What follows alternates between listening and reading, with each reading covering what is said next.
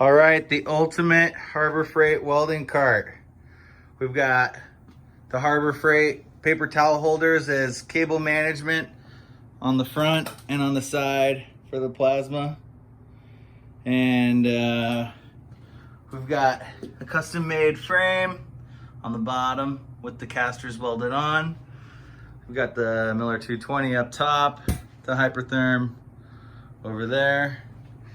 And then probably the coolest thing is this plate that I made to hold the bottles and, well, the foot pedal for now, but that'll get its own dedicated bracket soon.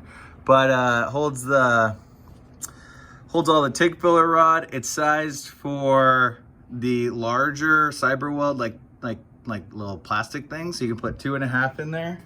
We got both bottles hooked up. We got a little V block in the bottom so that the TIG filler rod can't move out of the way. Again, casters are welded on. We've got a husky like rubber bungee cord thing holding the bottles in. And then you can see the pattern in there for the TIG rods again.